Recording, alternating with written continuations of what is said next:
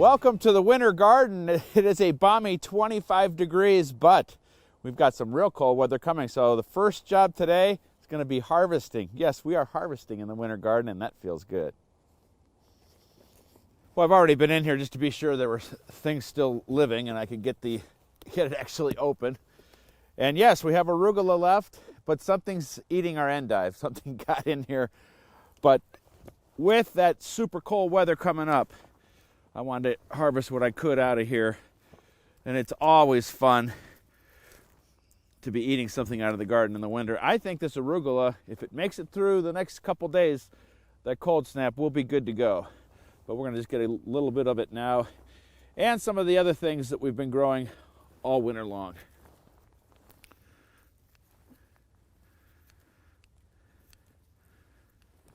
And our little experiment with arugula seeds is actually working. We'll see how they are after we go down to below zero.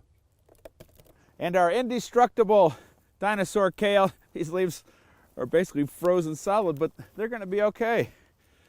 Not my favorite vegetable, as you know, but hey, this time of the year we're just happy to harvest anything. And these were up too high anyway. Top was pushing them down, so time to get them out of here anyway. I'll make them tasty, promise.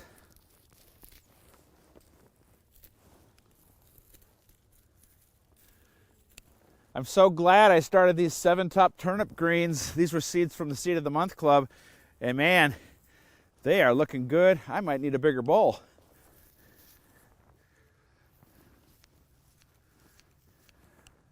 These garlic greens are completely unprotected out here, but still with us.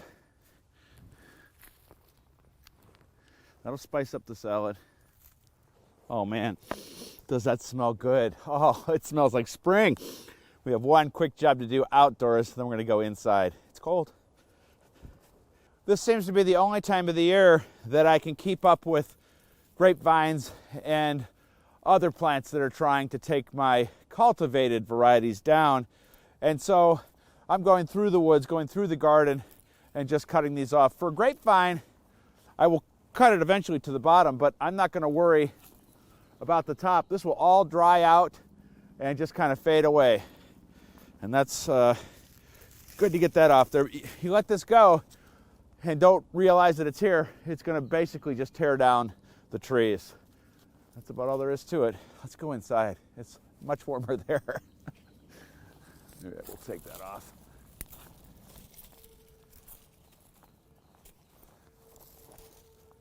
Before we go in, I just wanted to show you what we'll be talking about. Houseplants. Every window in the house is basically filled, and check out those herbs. All right, back inside. All right, let's talk houseplants. I brought a bunch from the windowsill onto the dining room table, which you can imagine how well that went over. Besides feeding our soul just to have beautiful plants indoors, these are also producing oxygen, and they clean the air of other toxins. There's a great study by NASA that tells us that growing plants indoors just is healthier for us. And if it's called a houseplant, that means it's tough as nails, and keep it on the dry side. That's important. Most of these plants are killed with kindness. And the thing I'm doing this time of the year is I'm making sure that the leaves are clean so they can do their job. Sometimes they'll get dusty, and just a paper towel with just some water on it and just kind of clean the leaves off, and they can do their job. You can see keeping the poinsettias going. I hope you are too.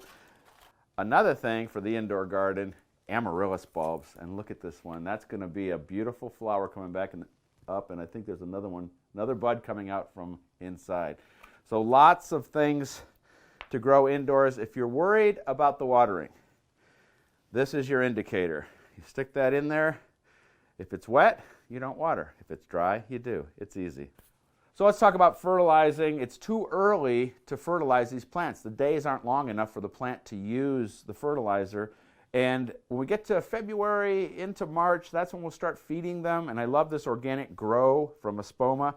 Very easy to use. This is a concentrate. You mix it with water. That's a little measuring device. Very easy to use. And it will just make these plants thrive. You don't have to grow the same exact plant that Mom and Grandma grew. This is a philodendron called Prince of Orange. It is just so beautiful. This is a Sansevieria. Now, most houseplant growers are growing a mother-in-law's tongue snake plant. That's a type of Sansevieria. This is Sansevieria cylindrica, and it is very easy to grow. Grows completely different. Sends up pups that you could just split off and give to friends. And then don't forget, how about some herbs? You know, I've got herbs on the windowsill, herbs here, and oh, add this to what I picked out there. It's going to be awesome. All right, let's finish up. All right, getting everything back where it's supposed to be. Now, be sure to check me out online. That's where you can find lots of other great gardening information and how to join my Seed of the Month Club. Till next week, I'm not going back out there. I'm going to work back in here, get this the way it's supposed to look, and nobody will know the difference, right? We'll see you then.